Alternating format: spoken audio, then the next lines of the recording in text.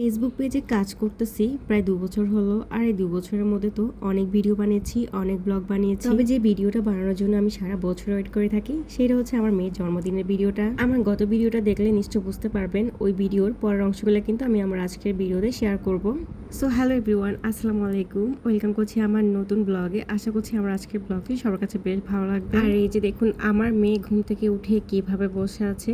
গতকালকের ভিডিওতে শেয়ার করেছিলাম আমি ওর জন্য একটা গোটা রোস্ট করেছিলাম আর বিরিয়ানি করেছিলাম, আর বলছিলাম আজকের ব্লগে আমি ওকে কিভাবে সারপ্রাইজ দিব সেটাই আপনার সাথে শেয়ার করব। আর এই যে দেখুন আমার মেয়ের জন্য আমি একটা সুন্দর ডালা সাজিয়েছি, আর এই ডালাটার নাম দিয়েছি আমি কন্যা ডালা। কেমন হয়েছে নামটি কমেন্টস করে কিন্তু জানাবেন। আমার মেয়ে তো জানতো ওর জন্য বিরিয়ানি অথবা পোলাও রান্না করেছি, বাট ওর জন্য এভাবে গোটা রোস্ট রান্না করে যে ডালা সাজিয়ে দিব সেটা কিন্তু একদমই টের পায়নি। তো যাই হোক, ওকে এভাবে আমি ডালাটা সাজিয়ে কিন্তু খেতে বসতে দিয়ে দিয়েছি। ও বলছিল যে ওকে অল্প করে চিকেনটা ছেড়ে দিতে, তো আমি বলেছি যে চিকেনটা পুরোটা নিয়ে খাও, আমি একটু ভিডিও করে নিই, এটা স্মৃতি হিসেবে থাকবে, তুমি যখন বড় হবে তখন দেখতে পারবে আর তোমার বেশ ভালো লাগবে। তো ও যতটুকু খেতে পারে অতটুকু খেয়েছে।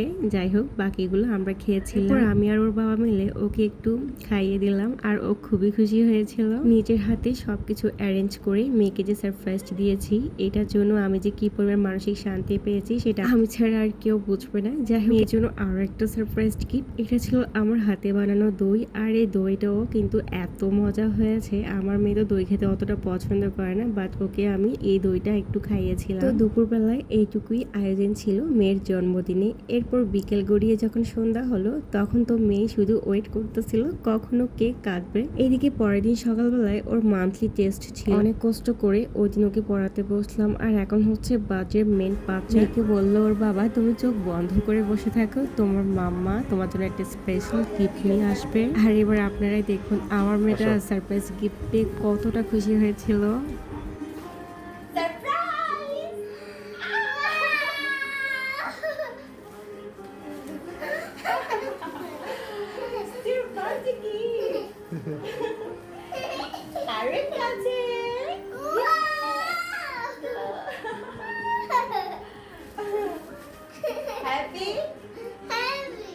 যাই হোক, গিফট টিপ দেওয়া শেষ, এবার হচ্ছে কেক কাটার পালা। বাসায় যেহেতু আর কেউ ছিল না, তো আমার হাজবেন্ড শো একসাথে কেক কাটতে পারি নাই, ও ভিডিও করেছিল। আর অন্ধকারের মধ্যে আমার বাটারফ্লাই কেকটা কিন্তু বেশ সুন্দর লাগছিল। আর আমার মেয়েটার এক্সপ্রেশন দেখুন, ও যে কতটা খুশি হয়েছে।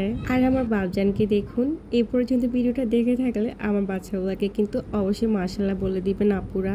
আমার ছেলে তো কিছুই বুঝতে পারতেছেন না, রাতের ১টা বাজে ওকে এভাবে পাঞ্জাবি পরিয়ে আমি বসিয়ে দিলাম। আর বোনেরা তো সাজগোজ দেখে ও অবাক দৃষ্টিতে তাকিয়ে আছে। আর এই যে সুন্দর সুন্দর দুটো পুতুল ওকে আমি গিফট করেছি, আর এই পুতুলগুলো পেয়ে আমার মেয়ে মহা খুশি। কথা বলতে বলতে ভিডিওর একদম শেষ পর্যায়ে চলে এসেছি। আমার ভিডিওটি কেমন লেগেছে অবশ্যই কমেন্টস করে জানাবেন। সবাই অনেক অনেক ভালো থাকবেন, সুস্থ থাকবেন। আল্লাহ হাফেজ।